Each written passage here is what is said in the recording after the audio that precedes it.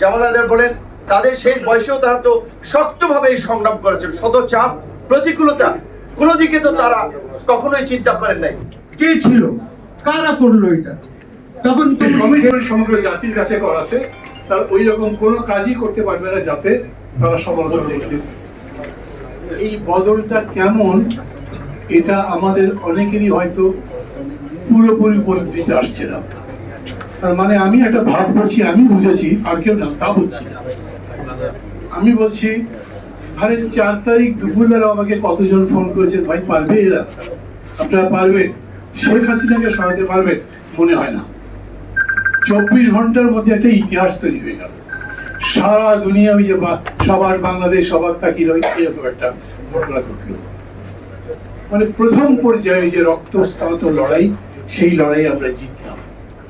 কিন্তু লড়াইটা তো এই পর্যন্ত না। আমাদের তখনই বক্তব্য ছিল, আমরা শুধু সরকার বদলাবার লড়াই করছি না, আমরা রাষ্ট্র, সমাজ, দেশ বদলাবার লড়াই করছি। এই রাষ্ট্র, সমাজ, দেশ বদলাবার জন্য কি করতে হবে, আমরা একটা সংস্কার প্রস্তাব দিয়েছিলাম। যারা যুগপৎ করছিলাম 42টা দল মিলে 31 দফা। একটা মজার ব্যাপার হচ্ছে, এই যে আমি একটু বক্তৃতা শুনে কনফিউজ হচ্ছি, সেজন্য বলি, এটাকে একটা বিপ্লব বলছেন অনেকে, কিন্তু এটা বিপ্লব নয়। আমার কাছে খুব স্ট্রেইট, এটা একটা বিপ্লব নয়। কারণ বিপ্লব মানে যে একটা কোয়ালিটেটিভ চেঞ্জের কথা বলে, সেই কোয়ালিটেটিভ চেঞ্জ এখন শুরু হয়। It just a change. হতে পারে সেটা গুণগত রূপান্তর করবে দেশে, তখন আপনি সেটাকে একটা বিপ্লব করতে পারবেন। তার আগে যা করছেন আপনি, সেটা এই রাষ্ট্র কাঠামোর মধ্যে, এই আইন বিধানের মধ্যে থেকেই করছেন। এই জন্যেই মানে একজন উপদেষ্টার স্বামী রীতিমতো ফাটিয়ে ফেলছেন, ওর অধীনে শপথ দেওয়া যাবে না, কিন্তু তার স্ত্রী তো শপথ দিয়েছেন।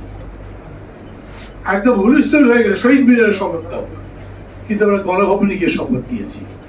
আপনারা আলোচনা করছেন যে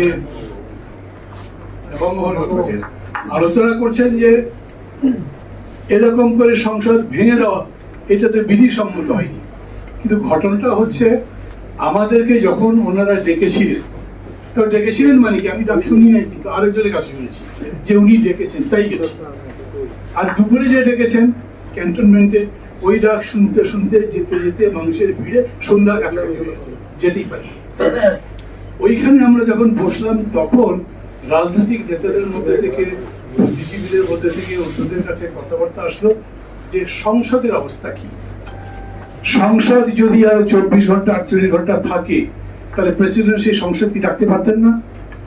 কি ক্রাইসিস হতো তখন। অতএব আমরা মনে করেছি ফোর্থউইথ সংসদ ভেঙে দেওয়া উচিত। আমি কনস্টিটিউশন বুঝি না খুব, মানে পুরা কনস্টিটিউশনের বই প্রথম থেকে শেষ পর্যন্ত যে পড়েছি, এরকম দাবি করলে একটু মিথ্যাচারের মতোই করা হবে। দরকারি জিনিসগুলো মাঝে মাঝে উল্টে টুটে দেখি যখন প্রসঙ্গ আসে।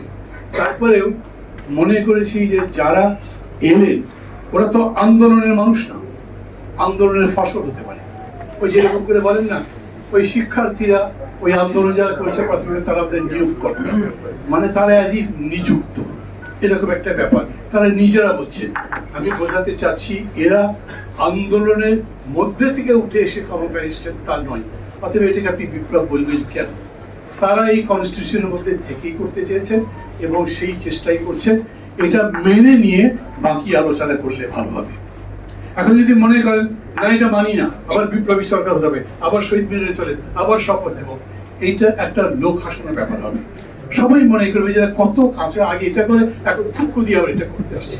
ওই রকম হতে পারে না। অতএব যা আছে সেখান থেকেই ভবিষ্যৎটা দেখি। কি চাচ্ছি, বিশেষ করে ধরেন আমি আমার দল একটা কল্যাণ রাষ্ট্র চাই। এখানে সাইফুল্লাহ সাহেব আছেন, আমার মনে ভুল হচ্ছিল, উনি সমাজতন্ত্র চান। আর একজন গণতান্ত্রিক সমাজ চান, কেউ মানবিক রাষ্ট্র চান। এক একজন রাষ্ট্র বা দেশকে এক একভাবে দেখতে চান। কিন্তু শিক্ষার্থীদের আন্দোলন একটা স্লোগান দিল, নতুন বাংলাদেশ চাই। এবং সবাই বললেন হ্যাঁ, নতুন বাংলাদেশ চাই। নতুন বাংলাদেশের ব্যাখ্যাটা সহজ কেন, পুরানো যা কিছু আছে এগুলো চলবে না, কি কি আছে সে তো জানি, আমরা ব্যাখ্যা করছি না। এই নতুন বাংলাদেশ গড়বার জন্য আমাদের কি করতে হবে? আমরা যারা যারা এই দেশ গড়ে তুলতে চাই, ভেবে দেখবেন আমাদেরও নতুন করে নিজেদেরকে তৈরি করতে হবে। নতুন করে তৈরি করার মানে হচ্ছে, এই যে নুরুল হক নূর বলল না, যে সে সভা করতে গেছে, সেই সভার মধ্যে বাধা দিচ্ছে বিএনপি। আপনি পুরাতনই আছেন তো। একটা অভিযোগ হয়েছে, জনাব আসম আব্দুর রবের স্ত্রী তার স্বামীর নির্বাচনী এলাকায় গেছেন সভা করতে, সভা ভেঙে দিয়েছে তারা মানে কারো বুঝতে পারছে না। আমি আমার কথা বলি, আমার থানার যিনি নাগরিক ঐক্যের সাধারণ সম্পাদক, তার বিরুদ্ধে মামলা দিয়েছেন ওখানকার যুব দলের প্রেসিডেন্ট। না, আমার ওইখানে 5 জনের নামে মামলা দিয়েছে। একজন নিরীহ মানুষ যে আমাকে সমর্থন করে, হ্যাঁ, তাকে এখন জেলেছে, গতকালকে তার বেল করানো গেছে। আমি বলছি বদলানো মানে ওনাকেও বদলাতে হবে, আমাকে বদলাতে হবে। আমি আপনি যদি না বদলাই, রাজনীতি যদি না বদলায়, তাহলে কিন্তু সমাজ বদলাবে না। এটা একটা লম্বা আলোচনা হয়ে যাবে, তার মধ্যে আমি যাচ্ছি না। আমি শুধু বলি যে সার্বিকভাবে দেশ বদলানো মানে দেশের সংস্কৃতিটা বদলানো। আর সংস্কৃতি মানে তো গান বাজনা নয়, সংস্কৃতি মানে একটা জীবনবোধ, আপনার আচরণ বিধি, আপনি কিরকম রাষ্ট্র চান, সামগ্রিক সবকিছু যা করে, যা প্রকৃতি তাই সংস্কৃতি। সেটাকে বদলাতে হবে, একদিনে না পারেন, কিন্তু ধীরে ধীরে এটা আপনাকে বদলাতে হবে। এই বদলাবার লড়াই আমরা চেষ্টা করছি। সেইখানে আজকের এই উদ্যোগটাকে আমি বিশেষভাবে সমর্থন করছি, কারণ আমি এটার মধ্যে ফোকাস থাকতে চাই, লম্বা করবো না। বিচার বিভাগ বলেন, আইন বলেন, এটা তো রাষ্ট্রের মানে সবই পিলার, কিন্তু এটা খুবই ভাইটাল। যেমন পুলিশ এখন খুব ভাইটাল। পুলিশ যদি না থাকে তাহলে দেশ চলে কিভাবে? ভার্চুয়ালি চলছে না দেশ ওই অর্থে। কিন্তু আমরা জানি যে কিভাবে বিচার বিভাগের কান টানতে টানতে লম্বা করা হয়েছে। এখন সেটাকে আগের জায়গায় ফিরিয়ে দেওয়ার জন্য এই যে পেপারটা দেওয়া হয়েছে, আমি আবার আমি অনেক ভালো বুঝি না, কিছু কিছু বুঝি, সেই বুঝ থেকে আমার মনে হয়েছে এই পেপারটা সুন্দর। দুটো জিনিস অ্যাটেম্প্ট করা হয়েছে। একটা হচ্ছে এই যে বিচারক নিয়োগের প্রক্রিয়া, যে সাজেশনটা দেওয়া হয়েছে, এটাই একদম অল কম্প্রিহেন্সিভ কিনা, মানে সব দিক কাভার করে কিনা তা আমি জানি না। আমার চেয়ে আরো এক্সপার্ট বা ওনারা যারা এখানে তার চাইতে ভালো যিনি বোঝেন, তিনি তো আরো বলতে পারতেন যে না, এইটাকে যেভাবে 10টা 11টা হেডে বলা হয়েছে, হয়তো 2টা হেড কমানো যায়, আরো 2টা হেড বাড়ানো যায়, এবং এটাকে সম্বর্ধিত করা যায়, আরো ভালো করা যায়, এটা হয়তো হবে। কিন্তু অ্যাটেম্পটা এটাই দরকার। আমাদের যেরকম অ্যাট র্যান্ডম অ্যাট উইল আমরা বিচার বিভাগ নিয়োগ করছি, আমরা নির্বাচন কমিশন দিয়ে ফেলছি, ব্যক্তির ইচ্ছায় সবকিছু হচ্ছে, সেটা কন্ট্রোল করবার পথটা হচ্ছে আপনি তাকে একটা সিস্টেমের মধ্যে ফেলবেন, একটা ছাঁচের মধ্যে ফেলবেন, এর বাইরে কেউ নিজের ইচ্ছা মতো করতে পারবে না। সেই দিক থেকে এই অ্যাটেম্পটা আমি মনে করি খুবই ভালো হয়েছে। আর ইম্পর্টেন্ট যেটা হচ্ছে সেটা সংবিধান সম্পর্কে তারা যেটা বলেছে, সংবিধান সম্পর্কে তাদেরই সবচেয়ে ভালো বোঝবার কথা।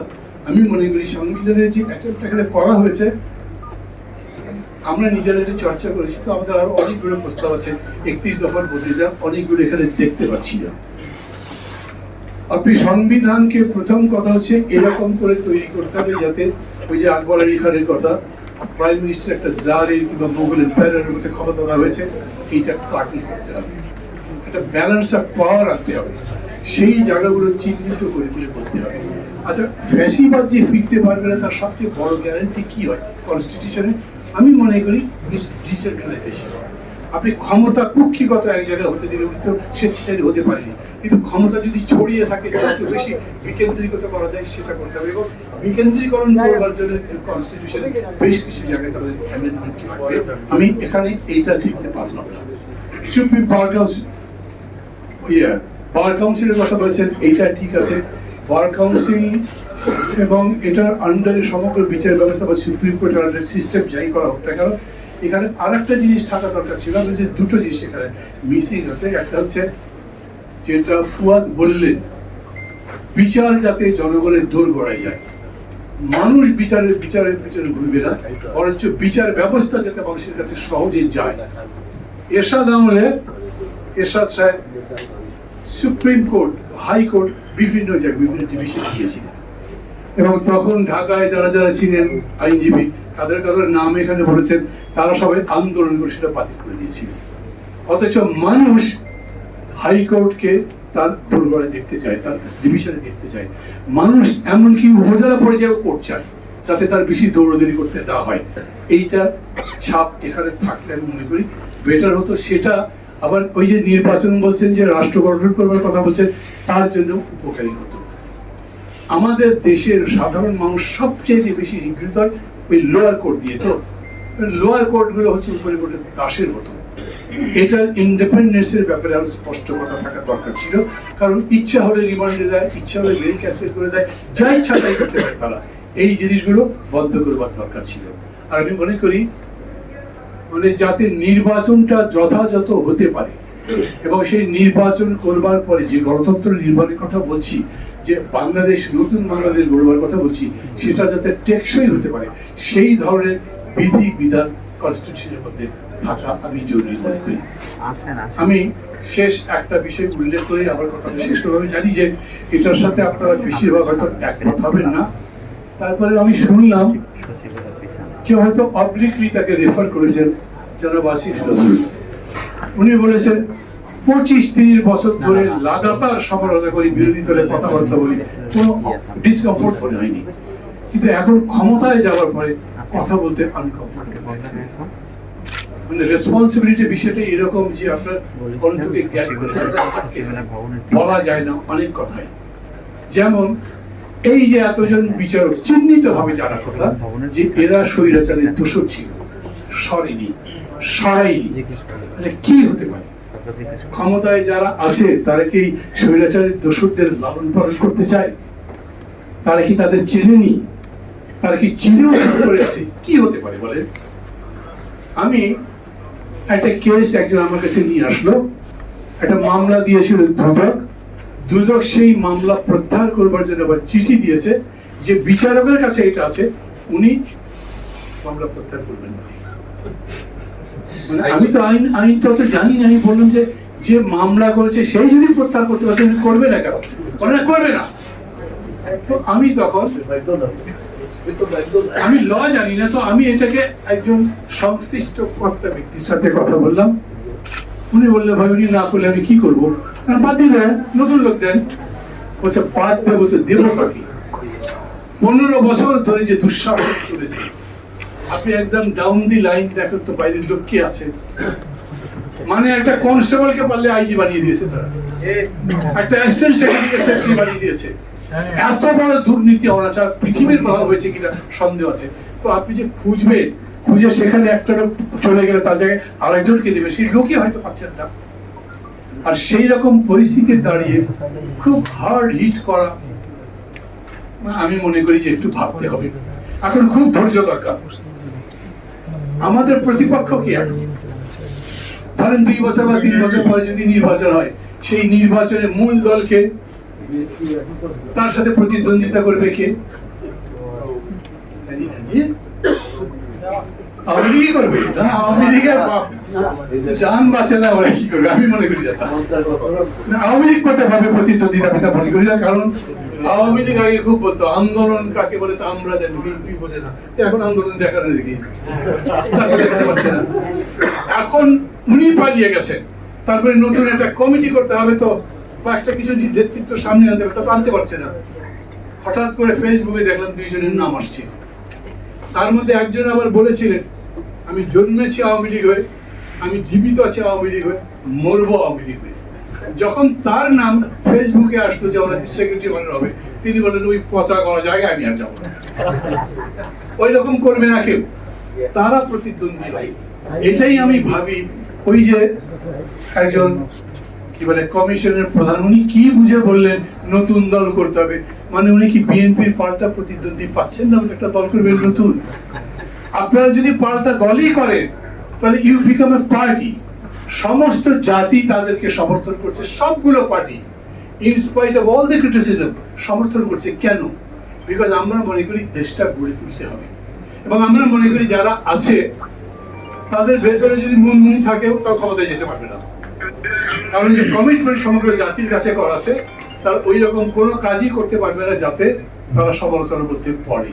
অন্যদের দিয়ে বলাচ্ছে, আমাদের বাজে ছাত্ররা যে বলছে আর একটা পার্টি করবে, পার্টি করা ভাই অত সোজা জিনিস না। মনে হয় রাজনীতিবিদরা কি বোঝে, অনেক এক্সপার্ট মনে করে আমরা হলে সবকিছু করে ফেলতে পারতাম, কিন্তু রাজনীতি করতে দেয়। এই যারা যারা উপদেষ্টা পরিষদে আছেন না, তাদেরকে বলেন আগামী নির্বাচনে দাঁড়ান, একটা লোকে যদি দাঁড়ায়। কারণ নির্বাচনে দাঁড়ানো কষ্ট, জিততে কষ্ট। এমনিতে কেউ হায়ার করে নিয়ে এসে উপদেষ্টা বানালে খুব কমফোর্ট, খুবই এনজয় করা যায়। ওইটা পারা যাবে না। সেই কারণেই এদেরকে আমাদেরও বুঝতে হবে যে দে আর ফলিবল। সবচেয়ে বড় কথা, ডক্টর ইনু যখন বলে না আমরা সবাই নিজের নিজের ক্ষেত্রে সাকসেসফুল, কিন্তু এখন যে ক্ষেত্রে আসছেন সেখানে নোভিস। পলিটিক্স তো কিছুই বুঝতে পারেন না। পলিটিক্স যদি বুঝতেন তাহলে এরকম করে কথাবার্তা তো তারা বলতেন না। ওই কারণে এমনও হতে পারে যে তারা তাদের অ্যাডমিনিস্ট্রেশন সাজাবার ব্যাপারে ওই দৃষ্টিভঙ্গি এখন অর্জন করতে পারেনি। যদি পারতেন তাহলে এটা হতো না। এতে আমাদের কষ্ট হয়তো বাড়ছে, কিন্তু আমরা যদি অধৈর্য হয়ে যাই তাহলে শেষে লাভ হবে কার? এই গভর্নমেন্ট কন্ডেম মানে এটা স্বৈরাচারের লাভ। এই গভর্নমেন্ট ফেল করলে মানে পুরো দেশ ফেল করলো। অতএব আমাদের এরকম করে যদি আমি বলি যে একটা মরা ঘোড়া টানতে হবে আমাকে, তাও কিন্তু টানতে হচ্ছে। অনেক জিনিসই সহ্য হয় না তবু করে। যেমন আমার সাথে একজন টক শো দেখেছে একজন নেতা, নাম বলবো না, তিনি বললেন ভাই 50 বছর ধরে রাজনীতি করছি, গত 15 বছর প্রত্যেকটা আন্দোলনের মধ্যে ছিলাম, এখন আমি ফোন করলে অ্যাডভাইজার ধরি না, মেসেজ দিলে ব্যাক করে না, আমরা কি এতই অস্পৃশ্য হয়ে গেলাম? আমি তাকে বললাম এই কষ্ট না হয় ভালো, ওরা হয়তো এতই ব্যস্ত আছেন যে সামালই দিতে পারছে। এটা একটা দুর্ভাগ্যের বিষয়। এটা বুঝেই আমি বলছি, ধরেন এই যে কনস্টিটিউশন প্রস্তাব বা যা যা দিয়েছেন, এই ডিসকোর্সটা লাগবে। ওনাদের এই অ্যাপ্রোচটা আমার কাছে ভালো মনে হয়। ওনারা কমিশন করেছেন, যদি কমিশনের মধ্যে আমি মনে করি ডিসেন্ট্রালাইজেশন বিষয় থাকা দরকার ছিল, লোকাল গভর্নমেন্ট থাকা দরকার ছিল, আরো কিছু কিছু কমিশন হয়তো করা লাগবে পরে। কিন্তু এই কমিশন তাদের রিপোর্ট 3 মাস দিলে 3 মাস দিক, তারপরে তো জনগণের মধ্যে আসবে। এই প্রথম বোধহয় বিশ্বের ইতিহাসে প্রথম বাংলাদেশে জনগণের মধ্যে সংবিধান নিয়ে বিতর্ক। নাহলে সংবিধান নিয়ে জনসভায় বক্তৃতা করলে মানুষ আপনার কথা শুনবে, গরম গরম কথা বলবে তো হাততালি দেবে। আর সংবিধানের ধারা যদি বলতে যান হয়তো ডিম টিমও মারতে পারে। এরকম হয়েছে। থিওরিটিক্যাল বক্তৃতা তো মানুষ শুনতে চায় না, কারণ সবাই তাত্ত্বিক হয় না, হবেও না। সবার মধ্যে তত্ত্ব ঢোকাবার চেষ্টা করতে হবে। কিন্তু this is the first time যে আপনি একটা রীতিমতো তাত্ত্বিক, নৈতিক, দার্শনিক এবং সাংবিধানিক বিতর্কের মধ্যে সমগ্র জাতিকে জড়িয়ে ফেলছেন। এখান থেকে বেরিয়ে আসতে হবে। তো তার জন্য নেতৃত্বের সেই স্যাগাসিটি থাকতে হবে, তার সেই বিচক্ষণতা থাকতে হবে, ধৈর্য থাকতে হবে। এবং আমি মনে করি সেরকম করে যদি করেন তাহলে এই উদ্যোগ, এটা আমি শুরু মনে করি, নিশ্চয়ই এটা শেষ নয়, এটা আরো চলতে থাকবে। এবং শুধু এই বিষয় নিয়ে নয়, সমস্ত বিষয় নিয়ে যতগুলো এজেন্ডা আছে সবগুলো বিষয় নিয়েই কিন্তু আমাদের কথা বলতে হবে এবং শেষ পর্যন্ত একটা ঐক্যবদ্ধ করতে হবে। ঐক্যবদ্ধ কি হবে? না, হবে না। ইনশাল্লাহ বললে হবে কি, আমি ইসলামিক কনস্টিটিউশন চাই, আপনি সেকুলার কনস্টিটিউশন চান, এটা বুঝবে কিভাবে? এইরকম নর্থ পোল সাউথ পোল তো আছেই। সেই জায়গাতে এখন যারা ড্রাইভিং সিটে আছেন তাদের বিচক্ষণতা, তাদের বুদ্ধিমত্তা, তাদের সিদ্ধান্ত নেবার যোগ্যতা, ক্ষমতার উপরে দেশের ভবিষ্যৎ নির্ভর করে। ভালো থাকবেন, বেশি করে কথা বলবেন না। খোদা হাফেজ।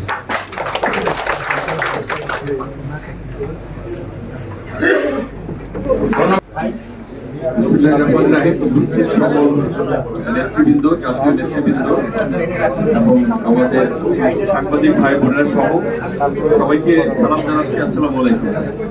যেহেতু সময় সংক্ষিপ্ত এবং আরো অনেক বক্তব্য রাখবেন, আমি আসলে আজকের এই আলোচনাটা বলার চেয়ে শুনতে আগ্রহী ছিলাম, যে কারণে আমি আগ্রহে এসেছিলাম। কারণ আমরা সব রাজনৈতিক দলগুলো কাজ করছি, যে সবাই রাষ্ট্র সংস্কারের বিষয়ে খুব আওয়াজ তুলছে, রাষ্ট্র সংস্কার নিয়ে কথা বলছে, কিন্তু এখন পর্যন্ত পরিবর্তিত পরিস্থিতিতে কারো কাছ থেকে রাষ্ট্র সংস্কারের নতুন প্রস্তাবনা পাওয়া যায়নি। আমরা 42টি রাজনৈতিক দল যারা এই ফ্যাসিবাদের বিরুদ্ধে মৌলিক কিছু বিষয়ে ঐক্যমত্য পোষণ করে আমরা যুগপৎ আন্দোলন করেছিলাম, তারা একটা 31 দফা রাষ্ট্র সংস্কারের রূপরেখা দিয়েছিলাম। সেখানেও যেহেতু 31 দল, কাজেই অনেকের বিভিন্ন ধরনের মতামতের ভিত্তিতে অনেকের সিদ্ধান্ত থেকে সরে আসতে হয়েছে এবং কিছুটা একটা সংস্কার প্রস্তাবনা আমরা দিয়েছিলাম, সেখানে বিচার বিভাগ নিয়ে কয়েকটি সেগমেন্ট আছে। কিন্তু এখনকার তো একটা ভিন্ন পরিস্থিতি। আমরা যারা ধরেন সেই সময় রাজনৈতিক ভাবে এই সরকারের পতন ঘটানোর জন্য একটা যুগপৎ আন্দোলন শুরু করেছিলাম, তারা কিন্তু পারি নাই। তার আগে যারা জয়েন্টলি চেষ্টা করেছে, সিঙ্গেলি চেষ্টা করেছে, কেউ পারে না। 1.5 দশকে সবার এই বিভিন্ন প্রচেষ্টা এবং সর্বশেষ ছাত্রদের আন্দোলন সব এক জায়গায় এসে এই বিপ্লব এবং গণ অভ্যুত্থান সফল করেছে, যার ফলে আমরা এখন আমাদের প্রত্যেকের চিন্তার আলোকে এখন আমরা নতুন বাংলাদেশ বিনির্মাণের জন্য যার যার চিন্তার জায়গা থেকে কথা বলছি। তো আজকের এখানের বিষয়টা ছিল আপনাদের বিচার বিভাগ নিয়ে। এখানে বিজ্ঞ আইনজীবীরা এবং সাবেক বিচারপতিও আছেন, তারা বলবেন। আমরা ইতিমধ্যে নিজেদের অবজারভেশনের আলোকে যতটুকু দেখেছি যে প্রথমত যে ফুয়াদ ভাই যেটা বলেছিলেন সেটা নিয়ে আপনাদেরও মতামত প্রয়োজন, যে কনস্টিটিউশনে এই প্রসিডিউরগুলো থাকবে নাকি বেসিক বিষয়গুলো থাকবে, সেটা নিয়ে আবার কিন্তু তাহলে নতুন ভাবে একটা বিস্তার আলোচনা তুলতে হবে। তাহলে যেটা রিটেন হয়েছে তাহলে ওটাকে ছুঁড়ে ফেলতে হবে। ইতিমধ্যে এটা নিয়ে আবার কিছু মানুষ কিন্তু তাদের পক্ষে বলার চেষ্টা করছে, জনমত তৈরি করছে, যেটা একটা বিপ্লবী সরকার, গণঅভ্যুত্থানের সরকার, কাজে আগের কনস্টিটিউশন থাকতে পারে না। যদি সেটা নাই পারে তাহলে আপনি যখন শপথ নিয়েছেন, আপনি কেন প্রেসিডেন্টের কাছে শপথ নিলেন? প্রেসিডেন্টকে শপথ নিয়েই যেটা অন্তর্বর্তী সরকার হিসেবে একটা বৈধতা তৈরি হয়েছে, বা তারা তাদের হাতেই শপথ নিয়েছে। এখন আসলে আমরা তো সবাই ইন্ডিপেন্ডেন্ট, সবাই বলতে পারে, কিন্তু এখন অনেকে তার যেটা বোঝার জায়গা আছে সেটাকে যদি এন্ডোর্স করতে থাকে, তাহলে আরো কিন্তু একটা বিভিন্ন ধরনের মতামত এবং তার আলোকে কি পরিস্থিতি এভাবেই বলো, কি পরিস্থিতি তৈরি হবে সেটা নিয়ে কিন্তু আমি মনে করি আরেকটা আশঙ্কা আছে। পাবলিকলি বক্তব্য দেওয়া রাজনৈতিক ভাবে আর রাষ্ট্রের বিষয়টাকে মাথায় রেখে কাজ করা কিন্তু ভিন্ন জিনিস। অনেক বলছে সেনাপ্রধানকে সরাই দেন, শেখ হাসিনার আত্মীয় প্রেসিডেন্টকে সরাই দেন।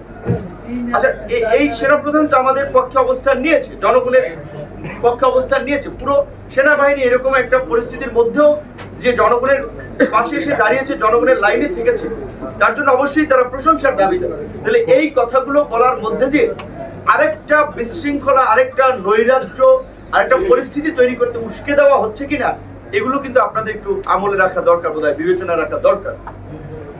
আমরা মনে করি যে বিচার বিভাগের যেটা আমরা 42 দল আলাপ আলোচনা সে সময় বলেছিলাম, বিচারক নিয়োগের যে প্রক্রিয়া, সেটা যে বিধিমালা আছে এইটাতে আসলে স্বচ্ছ একটা প্রক্রিয়া না, এবং এখানে কার্যত দলের প্রতি অনুগতরাই বিচারক হিসেবে নিয়োগ পায়। যার ফলে আপনি যে ন্যায় বিচারের জায়গাটা আমাদের আদালত, সেইখানেই তো আমরা আসলে মানে নিরপেক্ষ ব্যক্তিদেরকে কিংবা যারা ন্যায় বিচার করতে পারবে তাদেরকে আমরা নিয়োগ দিতে পারছি না।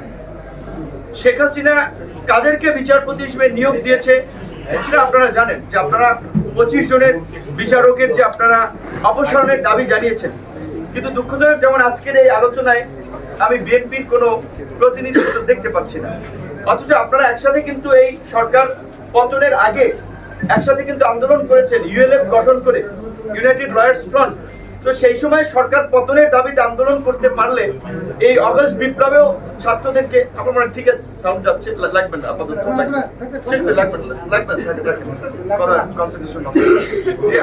সেই সময় আন্দোলন করতে করেছেন, এতটা আন্তরিকতা ছিল।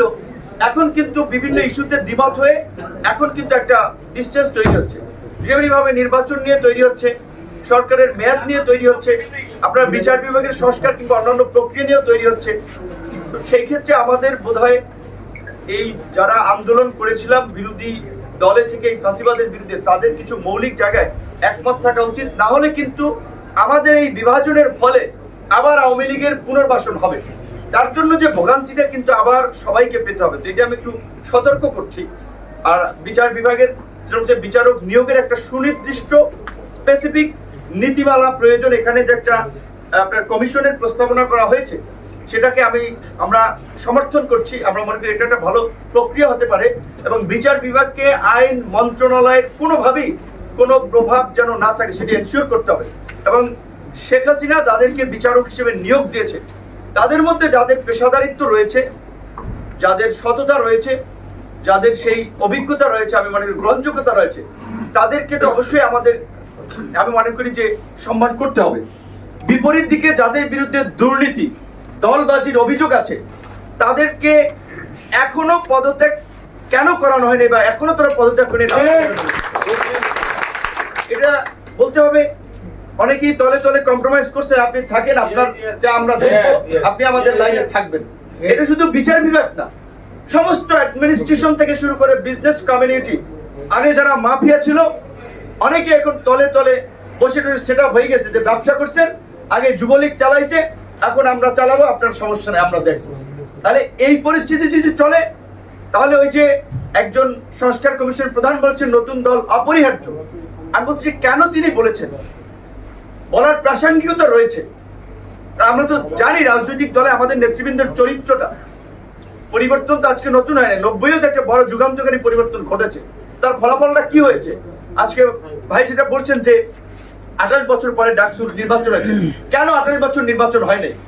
91-এ যারা পার্লামেন্টারি ডেমোক্রেসিতে ক্ষমতা আসলো ছাত্র আন্দোলনের মধ্যে দিয়ে, তারা কি ছাত্র সংসদ নির্বাচনটা দিয়েছিল?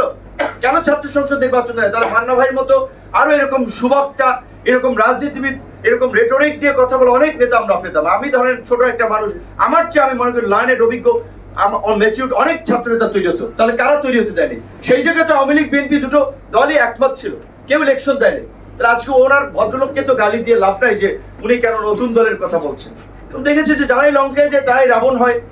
ছাত্ররা এখন যে কাজগুলো করছে সেটি নিয়ে অনেকে তাদেরকে পুশ করার চেষ্টা করছে, বিভিন্ন দিকে রাজনৈতিক দলগুলোর কে মুখোমুখি দাঁড় করানোর চেষ্টা করছে। আমাদের অভিজ্ঞতার আলোকে বলতে পারি, সরি এটা আজকের প্রসঙ্গের বাইরে, কিন্তু অনেক জাতীয় নেতৃবৃন্দ, সিনিয়র লোকজন আছেন, এইখানে একটু কথা বলা। আমাদেরকে অনেকে ডেকেছে, চেয়েছে তাদের লাইনে ব্যবহার করতে। যখন তাদের লাইনে আমরা ব্যবহৃত হয়নি, তখন আমাদের বিরুদ্ধে তারাও চলে গেছে। কাউকে দিয়ে ধরেন লাগিয়ে দিয়েছে, আচ্ছা ওর প্রবলেম আছে, যে তার ডিসঅনেস্টি আছে, সে বেশি কথা বলে, সে ছোট মানুষ অনেক বড় জায়গায় যেতেছে। এইভাবে আমাদেরকেও কিন্তু বলা চলে প্রোপাগান্ডা, বিভ্রান্তি ছড়িয়ে শেষ পর্যন্ত চরিত্র হননেরও নানান ধরনের তকমা দিয়েছে। এখন এই ছাত্ররা, এমনকি আমাদের বন্ধুরা, আমাদের সহযোদ্ধারা, অনেকে গ্রাজুয়েশন লেভেলে আছেন, অনেকে পোস্ট গ্রাজুয়েশন লেভেলে আছেন। তো তাদের কথাবার্তা কার্যক্রমে ভুলভ্রান্তি হতে পারে, সেটা আপনারা পরামর্শ দিতে পারেন। কিন্তু একেবারে তাদেরকেও যদি আপনারা প্রতিপক্ষ ভাবেন, তাহলে বোধহয় আপনাদেরও ভুল হবে। এখানে যেহেতু সিনিয়র রাজনীতিবিদ আছেন, আর বিশেষ করে আমরা যারা 42টা দল আমরা আগে আন্দোলন করতে পেরেছি, আজকে কষ্ট নিয়ে কথাগুলো বলতে হচ্ছে। আমি বলবো, আমাকে কেউ পছন্দ করুক আর না করুক, আমার কাজ আমি করে যাব, আমার বলাটা আমি বলে যাব। আমি আমার নিজ জেলায় প্রোগ্রাম করতে গেলাম, সেখানে আমার প্রোগ্রামে কোন জেলা থেকে যারা এসেছে তাদেরকে বিএনপির লোকেরা, আওয়ামী লীগ আগে যে কাজটা করতো, যে ঢাকার সমাবেশে কারা এসেছে সেটা চিহ্নিত করে হুমকি দেওয়া, হয়রানি করা, এখন বিএনপির লোকেরা আবার সেটা করছে। তাহলে কেন বিএনপির সাথে এই লড়াই করে আমরা এই ফাঁসিবাদ ঘটালাম, কেন ত্যাগ স্বীকার করলাম, কেন রক্ত দিলাম, কেন জেলে গেলাম? বলছি যে আমরা বিএনপির সাথে দূরত্ব চাই না, আমরা বিএনপির সাথে একসাথে রাষ্ট্র সংস্কার করতে চাই, একসাথে সরকার গঠন করতে চাই, একসাথে জাতীয় সরকার, যেটা বিএনপির ডিক্লারেশন ছিল। কিন্তু বাস্তবতা আপনাদেরকে আমি বললাম, আমি এক্সপেক্ট করেছিলাম খসরু ভাই এখানে আসলে খসরু ভাই কথাগুলো শুনুক। আমি মহাসচিবকে জানিয়েছি, সিনিয়র নেতৃবৃন্দকে জানিয়েছি, এটা শুধু আমার জেলায় না, আরো কয়েক জায়গায় আমাদের লোকজন পোস্টার লাগাতে গেছে, ছিঁড়ে ফেলছে, ব্যানার লাগাতেছে, ছিঁড়ে ফেলছে। তাহলে এখনই যদি আমাদের বন্ধুদের এরকমের আপনার 90 ডিগ্রি তাদের কর্মকাণ্ড হয়, তাহলে মানুষ তো নতুন কিছুর দিকে ঝুঁকবেই। তো কাজেই আমাদের চেহারাটা আয়নায় দেখে কর্মকাণ্ডগুলোকে মূল্যায়ন করে আমরা কিভাবে আগামীর বাংলাদেশ একসাথে করতে পারি। মান্না ভাইয়ের মতো নেতা, কিংবা আরো এখানে যারাই সুব্রত দা বলেন, জামাল আদার বলেন, তাদের শেষ বয়সেও তারা তো শক্তভাবে এই সংগ্রাম করেছেন। শত চাপ, প্রতিকূলতা, কোনো দিকে তো তারা কখনোই চিন্তা করেন নাই। বিএনপির সাথে আমরা লড়াই করেছি, বিএনপি স্টিয়ারিং এ ছিল, নেতৃত্ব পর্যায়ে তারা ছিল। আমাদের যে বিভিন্ন দাবি দেওয়া, বিভিন্ন জায়গাটা আমাদের সার দিয়েও কিন্তু আমরা একটা একমতের জায়গায় পৌঁছেছি।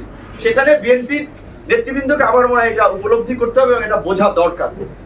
আমাদের মধ্যে গ্যাপ তৈরি হলে, যেটা ইতিমধ্যে সরকারের সাথে ওভারঅল রাজনৈতিক দলগুলোর তৈরি হচ্ছে, যেমন সরকারের গতি, আমার মনে হয় গতিবিধি রাজনৈতিক দলগুলো খুব ভালোভাবে নিচ্ছে না। কারণ আজকে 42 দিন হয়ে গেল, এখন পর্যন্ত আনুষ্ঠানিকভাবে এই সরকার রাজনৈতিক দলগুলোর সাথে একটা ডায়ালগ করেনি। যেটা করেছে সেটা 15ই আগস্টের ছুটি নিয়ে ফরমাল কোনো আলাপ আলোচনা হয় নাই। কমিশন করে দিলেন, কমিশন 3 মাসের সময় আগিয়ে দিয়ে দেন। এই যে কাজ, ধরেন বদিউল আলম মজুমদার সাহেব নির্বাচন কমিশন নিয়ে তার অনেক দিনের কাজ, বিভিন্ন স্টেক হোল্ডারদের সাথে নিয়ে সেদিনও ডেমোক্রেসি ইন্টারন্যাশনাল একটা প্রোগ্রাম করেছে। এর জন্য অনেক পেপার, অনেক প্রস্তাবনা অলরেডি আছে, পাবলিক ডোমেইনে আছে। এইটার জন্য 3 মাস সময় লাগে না, এটার জন্য 1 মাস সময়, 15 দিন সময় যথেষ্ট। তারপরেও যদি 3 মাস লাগে সেটা হতে পারে। তো সেই ক্ষেত্রে আমরা সরকারের কাছে একটা রোড ম্যাপ চাচ্ছি। সেটা কমিশন করেছে সরকার, কিন্তু ওভারঅল তার কাজের একটা রোড ম্যাপ আমরা দেব। আমার রাজনৈতিক দলগুলোর কাছেও যদি দেন, রাজনৈতিক দলগুলো, সেটা মেজর পলিটিক্যাল পার্টি কিংবা আদার্সরা, তারা কি সরকারকে একটা রোডম্যাপ দিয়েছে? আমরা এই রাষ্ট্র সংস্কার রোডম্যাপ দিলাম, কিংবা এই ইন্টারিম গভর্নমেন্টের কাছে আমরা এই সংস্কারটা চাই, সেইটা এতদিনের মধ্যে। আজকে বিএনপি মহাসচিবের আমি একটা বক্তব্য পত্রিকার অনলাইনে পেয়েছিলাম যে বিচার বিভাগ এবং প্রশাসনিক সংস্কার পরে নির্বাচন চেয়েছে। এটা একটা স্পেসিফিক বক্তব্য এসেছে। আমাদের এই ধরনের রাজনৈতিক দলগুলোর পক্ষ থেকেও এই ধরনের বক্তব্য দেওয়া দরকার। আর সরকারকে অবশ্যই মনে রাখতে হবে যে তারা যেইভাবে সরকার চালাচ্ছে, রাষ্ট্র চালাচ্ছে, এই প্রক্রিয়ায় রাষ্ট্র চলবে, সরকারও চলবে না, রাষ্ট্রও চলবে না। আমি বলেছিলাম আমাদের জায়গা থেকে, আমাদের দল থেকে বিভিন্ন উপদেষ্টাদের সাথে যখন আমরা মিটিং করেছিলাম, যে এই সরকারের চেহারাটাকে একটু রাজনৈতিক ভাবে একটা জাতীয় সরকারের রূপ দেয়। এখানে ধরেন মামুন ভাইদের মতো লোকেরা, তারা আইডম করে পরিচিত লোক, সুব্রতদা, তাদের এরকম পরিচিত রাজনৈতিক দল, সামাজিক সংগঠন যারা দীর্ঘদিন ধরে লড়াই সংগ্রামের মধ্যে আছে, তাদের মধ্যে আরো কিছু ব্যক্তিদেরকে নেন এই গভর্নমেন্টটাকে স্ট্রেংথ করার জন্য। সেই ক্ষেত্রে আপনারা ভালোভাবে ফাংশনিং করতে পারবেন। কিন্তু এখন যেভাবে হচ্ছে, এই এখন পর্যন্ত প্রশাসনিক ব্যবস্থাও সঠিকভাবে চলছে না। 56 জেলায় ডিসি নিয়োগ দিয়েছেন, পত্রপত্রিকা এসেছে 49 জনই আগের সরকারের নিয়মিত বেনিফিশিয়ারি। আবার সেখানে এসেছে একজন ছাত্র সমন্বয়ক নাকি সচিবালয়ে বসে ডিসি অ্যাপয়েন্টেড করে তালিকা ঠিক করে। এইটা যদি আবার ছাত্রদেরও রোল হয়, আবার এইদিকে সরকারেরও এই সিদ্ধান্ত, লেজে গোবরের অবস্থা কিন্তু পুরোটা। সেক্ষেত্রে আমরা যারা বলছিলাম এই সরকারের ভিত্তিটা, বেসমেন্টটাকে শক্ত করবে এই অপোজিশন রাজনৈতিক দলগুলো যারা এত বছর সংগ্রাম করছে, তাদের সাথে সরকারের দূরত্ব থাকা উচিত না, তাদের সাথে গ্যাপ থাকা উচিত না। কিন্তু বাস্তবতা হচ্ছে সব দলই সরকারের কর্মকাণ্ডে আস্থার সংকট দেখতে পাচ্ছে, দূরত্ব বাড়ছে। সেই ক্ষেত্রে আপনারা সংস্কার করবেন, আপনাদের অনেক ধরনের লিগ্যাল অথরিটি আপনাদের নাই, একটা পার্লামেন্ট লাগবে। তাহলে পার্লামেন্টে নেক্সটে কারা আসবে? ইলেকশন তো অপোজিশন এরাই আসবে। তাদের সাথে যদি আপনাদের আলাপ আলোচনা না থাকে, আপনারা মনমতো কিছু প্রস্তাবনা দিলেই তো সেটা অ্যাকসেপ্ট হবে না। আবার ছাত্র জনতা বলে পুরো রাজনৈতিক লিডারদের কন্ট্রিবিউশন, কিংবা রাজনৈতিক কিংবা এই ধরেন আইনজীবী সহ অন্যান্য পেশাজীবীদের কন্ট্রিবিউটকে এক্সক্লুড করা একটা প্রক্রিয়া, এটাকে একটা জেনারেল টার্ম হিসেবে, ন্যারেটিভ হিসেবে তৈরি করার জন্য। এই ছাত্র জনতা কারা? এই ছাত্র জনতা রাজনৈতিক দলের নেতৃত্বে রাজনৈতিক দলগুলোরই সুসংগঠিত কাঠামোর বড় একটা অংশ ছিল। হঠাৎ করে তো আপনার এই ধরেন 1 মাস কিংবা 20-25 দিনে তো একটা বিপ্লব হয়নি, এটা ধারাবাহিক প্রক্রিয়ার মধ্যে দিয়ে বিপ্লব হয়েছে। যে বিপ্লবে বিএনপি অবশ্যই সবচেয়ে বেশি ভুক্তভোগী নির্যাতিত দল, জামাত সহ সমস্ত দল। এই আন্দোলনে সাইফুল ভাই আমাকে একটা লিফলেট দিছিল যে ওনাদের মধ্যে একটা দলের 2 জন কর্মী মারা গেছে, আমাদের দলের 12 জন শহীদ হয়েছে। বিএনপি গতকালকে লিস্ট প্রকাশ করেছে 422 জন তাদের নেতাকর্মী মারা গিয়েছে। কেন শহীদ হয়েছে? তারা তো ছাত্রদেরকে, এবং আমরা তো জানি পেছনের অনেক ঘটনা জানি, আমরা তো আন্দোলনে কিভাবে সহযোগিতা করেছি। এবং এখানে অবশ্যই একটা কথা বলতে হবে, তারেক রহমানও এই আন্দোলনে সহযোগিতা করেছে, আমাদের মাধ্যমে এই আন্দোলনের সমন্বয়কদের সাথেও কথা বলেছে। বিকজ যখন তারা ল্যাক অফ কনফিডেন্সে ফিল করতেছিল যে আচ্ছা আমরা যে এক দফা ডাক দিব, সেখানে ভাই রাজনৈতিক দলগুলো নামবে কিনা, জামাতের পক্ষ থেকে তাদের সাথে কথা বলেছে, হেফাজতের পক্ষ থেকে কথা বলেছে, সবাইকে তো আমরা কানেক্টেড করিয়ে দিয়েছি, সকলের কন্ট্রিবিউশন ছিল। কাজে ওই আওয়ামী লীগের মতো মুক্তিযুদ্ধ এককভাবে আওয়ামী লীগ করেছে, শেখ মুজিবুর রহমানই মুক্তিযুদ্ধের একক নেতা, এইভাবে মানে একটা নতুন ইতিহাস, বিকৃত বা আংশিক ইতিহাস তৈরি করা বোধহয় কারো ঠিক হবে না। সেটা সাংবাদিক হোক, সেটা ছাত্র নেতৃবৃন্দ হোক, সেটা যে কেউ হোক, এই বিষয়ে আপনারা আশা করি মাথা রাখবেন। আর সরি, আজকে প্রসঙ্গে অনেক নেতৃবৃন্দ উপস্থিত থাকায় কিছু কথা বলেছি, কিন্তু চেয়েছিলাম এজেন্ডার আলোকেই কথা বলতে। আমার বক্তব্য হচ্ছে মামুন ভাইরা যে প্রস্তাবনা দিয়েছে তার সাথে একমত। সর্বশেষ দুটো কথা হচ্ছে আমার, এই অবশ্যই বিচারক নিয়োগের একটা নীতিমালা থাকতে হবে, এবং একেবারে অনেস্ট প্রফেশনাল মানুষগুলো যেন বিচারক হিসেবে নিয়োগ পায়, তার একটা স্বচ্ছ প্রক্রিয়া এনশিওর করতে হবে।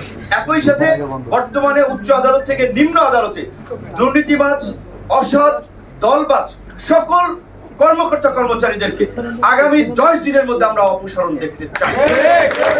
আমরা বাইরে বলবো, হ্যাঁ ওই যে বলছি যে দলে তো ম্যানেজ চলে, এই ম্যানেজ যারা করবে তাদেরও চরিত্র আপনারা উন্মোচন করবেন, কারণ এই অপকর্মকে যারা ব্যাকআপ দেবে নিজেদের স্বার্থে, এইটা আমরা কোনোভাবেই সমর্থন করতে পারি না। ধন্যবাদ।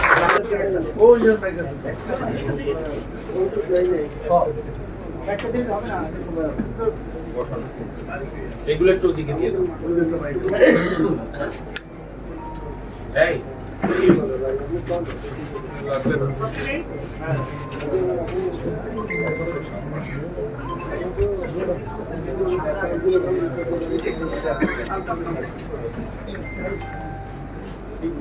ইতিমধ্যে আজকের যে মত বিনিময় সভা মূল প্রবন্ধ সেটি পাঠ করা হয়েছে।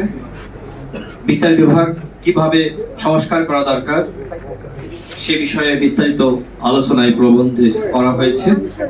আমরা ধন্যবাদ জানাচ্ছি যে সংবিধান সংরক্ষণ কমিটি এবং আইনজীবী অধিকার পরিষদ এ ধরনের একটি উদ্যোগ নিয়েছে। একটি গণ অভ্যুত্থান হয়েছে এবং গণ অভ্যুত্থানের মাধ্যমে স্বৈরাচার সরকারের পতন হয়েছে।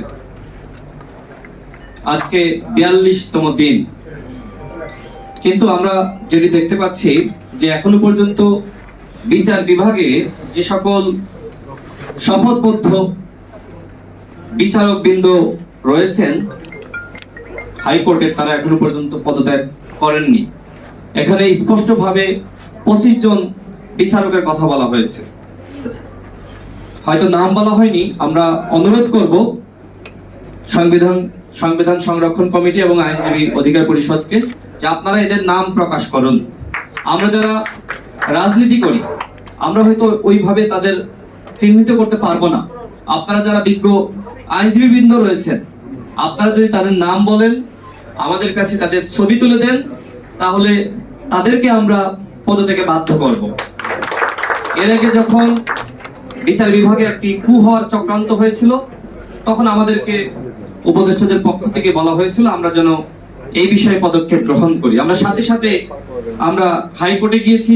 ছাত্র জনতা প্রধান বিচারপতি এবং যারা আপিল বিভাগে শপথবদ্ধ বিচারক ছিল তাদেরকে পদত্যাগে বাধ্য করেছে। এই মুহূর্তে আপনারা দেখেছেন যে আইন শৃঙ্খলা রক্ষাকারী বাহিনী এবং প্রশাসন কেউ ফাংশন করছে না, একমাত্র ফাংশন করছে ছাত্র জনতা।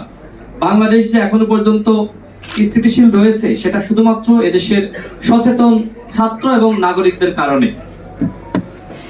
যে অন্তর্বর্তীকালীন সরকার, তাদের সব থেকে বড় দুর্বলতা হলো যে তারা এখনো পর্যন্ত পুলিশের সংস্কার করতে পারেনি।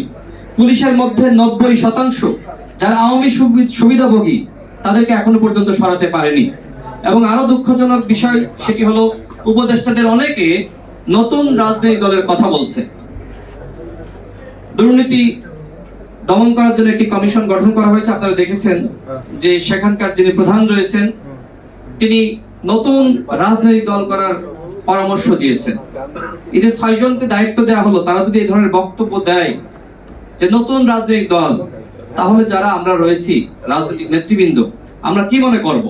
সেই 1/11-তে যে রাজনীতিকরণ করার একটি চক্রান্ত হয়েছিল, এখনো কিন্তু সেই সন্দেহ মানুষের মধ্যে তৈরি হবে। আপনারা নিরপেক্ষভাবে কথা বলবেন।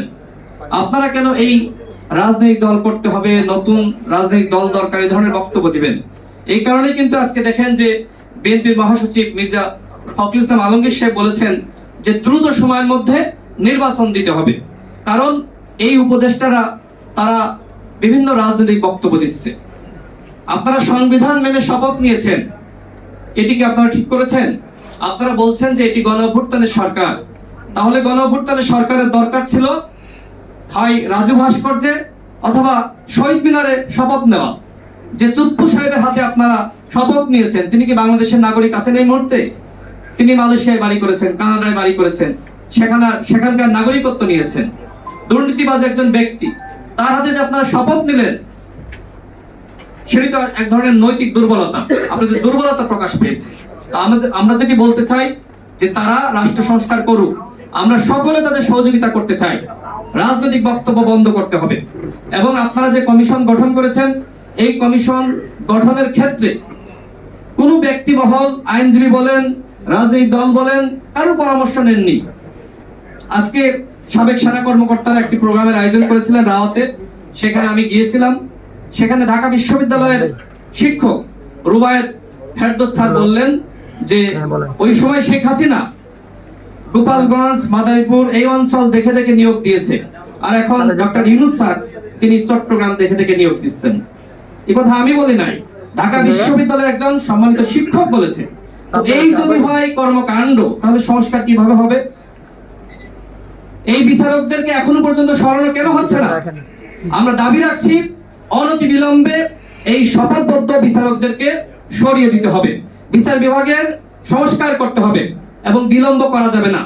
বিলম্ব করলে যেটি হবে যে শেখ হাসিনা কিন্তু চট করে দেশে ফিরে আসতে পারে, আওয়ামী লীগ ফিরে আসতে পারে এবং তখন কিন্তু আমরা কেউ রক্ষা পাবো না। সুতরাং আসুন ঐক্যবদ্ধভাবে যেভাবে আমরা এই সরকারকে হটিয়েছি, আমাদেরকে এখন ঐক্যবদ্ধ থাকা জরুরি। আমাদের জাতীয় সরকার দরকার, জাতীয় ঐক্যমত দরকার। বিভাজনের যে রাজনীতি ইতিমধ্যে শুরু হয়েছে এবং বৈষম্য বিরোধী ছাত্র আন্দোলনের সমন্বয়করা যেভাবে রাজনৈতিক বক্তব্য দিচ্ছে, এই ধরনের কর্মযোগ্য তাদেরকে বন্ধ করতে হবে। জেলায় জেলায় তারা যে জেলা সফর করছে, রাজনৈতিক সফর করছে, নিজেরা হট্টগোল করছে, এর মাধ্যমে কিছু জনগণ বিভ্রান্ত হচ্ছে। আমরা বিভাজনের রাজনীতি চাই না, আমরা চাই ঐক্যবদ্ধভাবে থাকতে চাই এবং জাতীয় ঐক্যমতের সরকার আগামীতে গঠন করতে হবে, তাহলেই বাংলাদেশ এগিয়ে যাবে। আজকে আমি তাদেরকে আবারও ধন্যবাদ জানাচ্ছি যে তারা বিচার বিভাগের সংস্কারের বিষয়ে একটি প্রস্তাবনা দিয়েছেন। আশা করি আইনি উপদেষ্টা এটি গ্রহণ করবেন, প্রধান উপদেষ্টা এটি গ্রহণ করবেন এবং এখানে বিজ্ঞ আইনজীবীবৃন্দ রয়েছে, যে কোনো সংস্কারের ক্ষেত্রে তাদের মতামত দিতে হবে। সেই আহ্বান জানিয়ে আমি আমার বক্তব্য শেষ করছি। আল্লাহ হাফেজ। ধন্যবাদ জনাব রাশেদ খানকে তার প্রণালী। আমরা বিভিন্ন পর্যায়ে সংস্কার করার লক্ষ্য দেখতে পাচ্ছি। অভ্যুত্থানের মূল স্পিরিট ছিল স্বৈর শাসন মুক্ত গণতান্ত্রিক রাষ্ট্র ব্যবস্থা প্রতিষ্ঠা করা।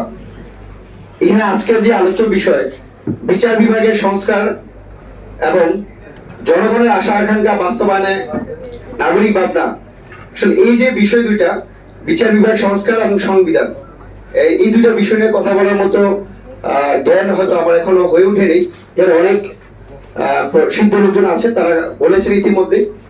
তো আমি যেটা বলতে চাই, আমরা যখন কোন যৌক্তিক সংস্কার আন্দোলন করতে নেমেছিলাম, ছাত্র সমাজ যখন বাংলাদেশের যে বৈষম্যহীন মেধাবীদের বাংলাদেশ বিনির্মাণের কথা বলেছে, ঠিক সেই সময় আমরা দেখতে পেয়েছি প্রধান বিচারপতি থেকে একটি কথা এসেছিলেন, যখন আমরা নিরস্ত্র ছিলাম, শান্তিপূর্ণভাবে আমরা আমাদের সাংবিধানিক অধিকার হিসাবে কথা বলা শুরু করেছি, ঠিক সেই সময় আমরা প্রধান বিচারপতির পক্ষ থেকে শুনেছি যে আন্দোলন করে হাইকোর্টের রায় বাতিল করা যাবে না। এই যে একটা বক্তব্য, এখন এই হাইকোর্টের রায় বাতিল করা যাবে না, সেটাকে আমরা মানি, কিন্তু কোন রায়কে বাতিল করা যাবে না? যেখানে একটা যৌক্তিক কথা, তার বিরুদ্ধে দল দাসের মতো হয়ে হাইকোর্ট থেকে যখন রায় আসছে, তখন কিন্তু ছাত্র সমাজ আরো ফুঁসে উঠেছে। এবং ঠিক সেই সময় দেখতে পেয়েছি তাৎক্ষণিকভাবেই কুমিল্লা বিশ্ববিদ্যালয় থেকে শুরু করে প্রত্যেকটা বিশ্ববিদ্যালয় কলেজে আওয়ামী লীগের সন্ত্রাসীরা এবং রাষ্ট্রীয় পেটোয়া বাহিনী শিক্ষার্থীদেরকে প্রত্যেকটা বিশ্ববিদ্যালয়ে রক্ত রঞ্জিত করেছিল।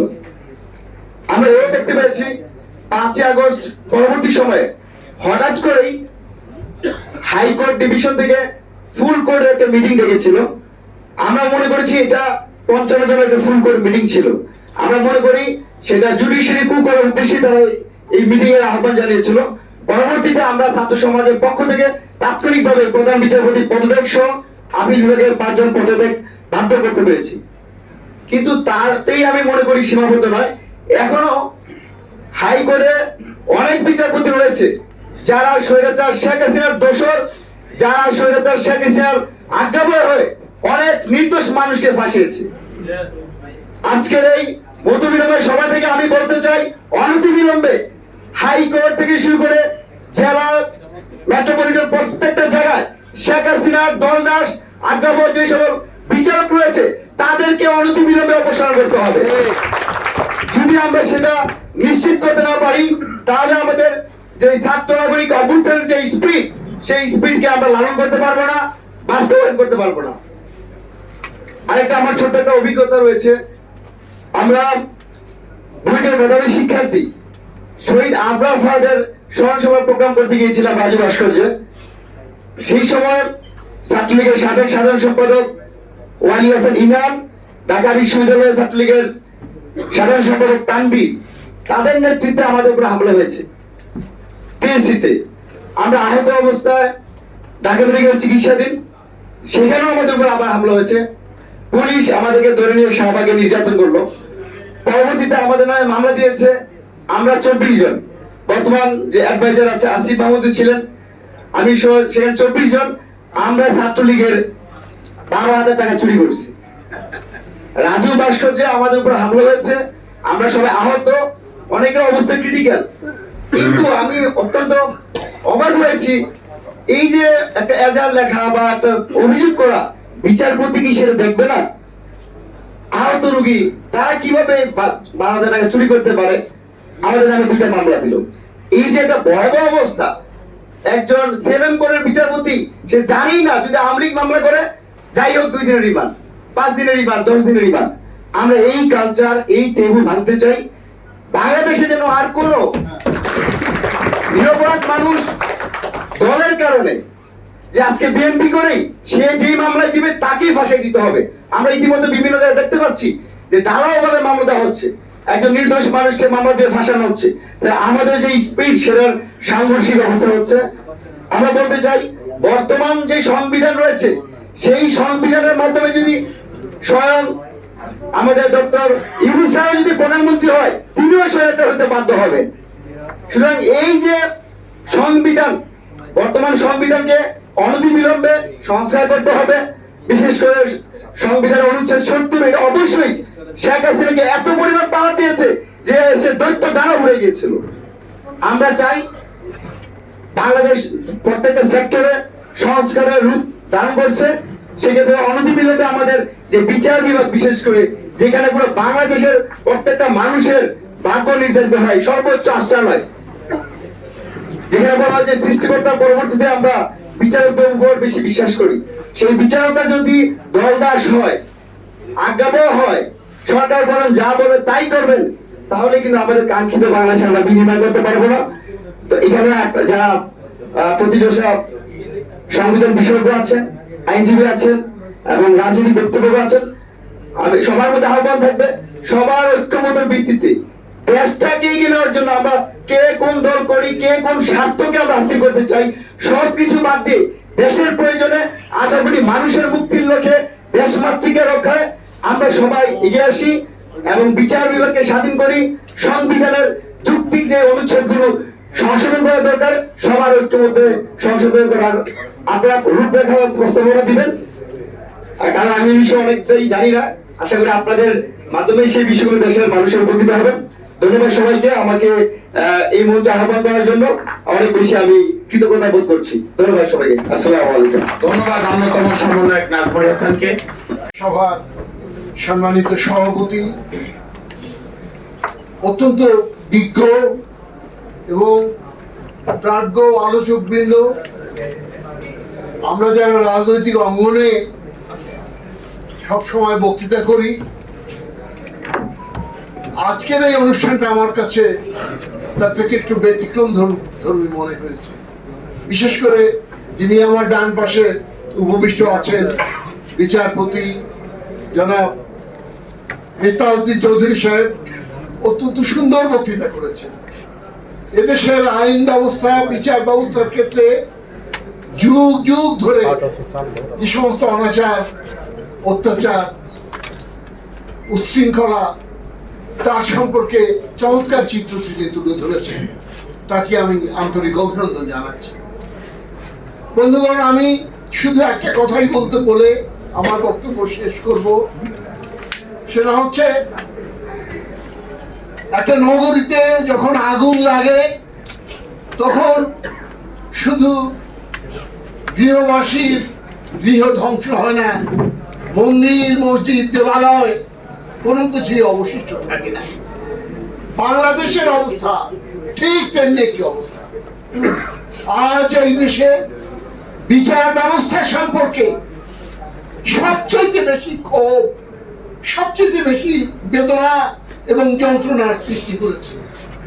এখানে বিভিন্ন প্রকারের অন্যায়, অত্যাচার, যে সমস্ত কথা বিভিন্ন বক্তার মুখ দিয়ে বেরিয়ে এসেছে, তার বাইরেও অনেক কাহিনী, লুকায়িত কাহিনী রয়েছে। সিন্ডিকেট এবং আইনমন্ত্রীর বান্ধবীর সুপারিশে জামিন লাভ, এগুলি তো ছোটখাটো ব্যাপার।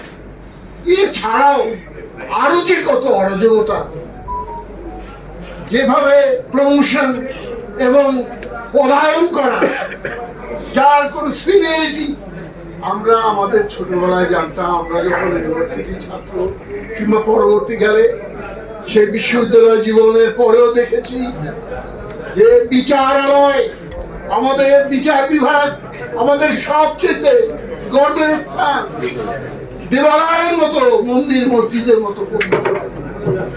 এইখানে জাস্টিস সৈয়দ মাহবুব মোর্শেদ এবং আমাদের সেই ছাত্র জীবনে পাকিস্তানের প্রধান বিচারপতি জাস্টিস কায়ানি শ্রদ্ধার সাথে সারা দেশের মানুষ তাদেরকে সম্মান করত। সেগুলি এখন রূপকথার মতো মনে হয়। আজকে বাংলাদেশে বিচার বিভাগ সবচেয়ে বেশি ধ্বংসপ্রাপ্ত হয়ে গেছে, পচে গেছে। আজ এই সভার যারা উদ্যোক্তা, যারা এই মহৎ পদক্ষেপ গ্রহণ করেছেন, তাদেরকে আমি প্রাণ ঢালা অভিনন্দন জানাই। আপনারা আমাদের দেশের বিচার ব্যবস্থার উন্নয়ন করবে, আপনারা এত পদক্ষেপ গ্রহণ করেছেন, যে কাজ করে চলেছেন, আপনাদের সাফল্য কামনা করি এবং সর্বতভাবে আপনাদের সহযোগিতা করার জন্য এদেশের রাজনৈতিক নেতা কর্মী হিসাবে আমরা সকলে সর্বমুহূর্তে আপনাদের ডাকে আমরা সাড়া দেব। বন্ধুগণ, বিচারপতিদের অভিশংসন সম্পর্কে আমি একটু আগে আমাদের বিচারপতি যিনি একটু আগে বক্তৃতা করলেন তাকে আমি বলেছিলাম যে অভিশংসন সম্পর্কে আমার একটু বুঝতে ভুল হয়েছিল। আগে যেটা সুপ্রিম জুডিশিয়াল কাউন্সিল ছিল, পরবর্তীকালে সেটা পার্লামেন্টে নিয়ে গেল।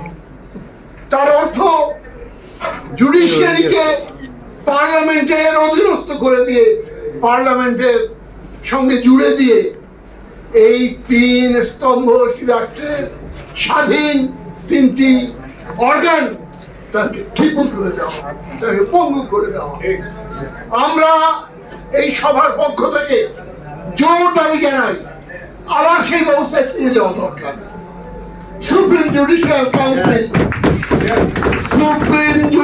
কাউন্সিল পুনরুজ্জীবিত করে জুডিশিয়ারির উপরে পার্লামেন্টের কর্তৃত্ব, বাহাদুরি কর্তৃত্বগুলি রাখা যাবে না। বর্তমান সরকার অল্প কিছুদিনের জন্য, আগামীতে দেশ যারা পরিচালনা করবেন, জনগণের নির্বাচিত প্রতিনিধিবৃন্দের দ্বারা যে সরকার গঠিত হবে, সেই সরকার সর্বাগ্রে এই কাজটুকু করবেন, এই সভার পক্ষ থেকে আমাদের জোর দাবি। বন্ধুগণ, আমি আমার বক্তব্য আর দীর্ঘায়িত করবো না, সভাও অনেকক্ষণ যাবত চলেছে। আমি শুধু আর একটা কথা বলে শেষ করতে চাই যে বিচারপতি নিয়োগের ক্ষেত্রে যে সমস্ত কথাগুলি আজকের সভায় বিভিন্ন বক্তার মুখ থেকে বেরিয়ে এসছে, তার মেরিট সঠিকভাবে আমি অনুধাবন করতে পারি নাই, কিন্তু আমি বিশ্বাস করি সিনিয়রিটি এবং সেই সঙ্গে এই দুটির সংমিশ্রণে শুধুমাত্র বিচারপতি নিয়োগ এবং তাদের প্রমোশন, লোয়ার এপিলাইট ডিভিশনে পদোন্নতি, এই সবের ভিত্তিতে হওয়া দরকার। আগামীতে সেটা হবে, এটা আমাদের প্রত্যাশা। এবং আরেকটা কথা বলে আমি শেষ করব, সেটা হচ্ছে আমাদের অনেক বক্তার কণ্ঠে যে ক্ষোভ, যে জ্বালা, যে অভিযোগ উত্থাপিত হয়েছে বর্তমান অন্তর্বর্তীকালীন সরকারের বিভিন্ন কাজ, বিভিন্ন পদক্ষেপ সম্পর্কে, আমি তাদের সাথে কণ্ঠে কণ্ঠ মিলিয়ে এই কথাটুকু শুধু বলবো, এই কাজগুলি করা সঠিক নয়। তাদেরকে মনে রাখা দরকার যে তারা অন্তর্বর্তীকালীন স্বল্প সময়ের জন্য, স্বল্প পরিসরের স্বল্প দায়িত্ব নিয়ে তারা এসেছেন। তারা সতর্ক থাকবেন। একই সঙ্গে একই নিঃশ্বাসে আমি বলতে চাই, আমাদেরকে ধৈর্য ধারণ করতে হবে। এই সরকারকে আমরা আমাদের শক্তি দিয়ে নতুন শক্তি যোগাবো এবং তাদেরকে সাফল্যমণ্ডিত করে আলটিমেটলি জনগণের সাফল্য আমরা কায়েম করব, এই কথা বলে আপনাদের সকলকে ধন্যবাদ জানিয়ে আমার বক্তব্য এখানে শেষ করছি। ধন্যবাদ।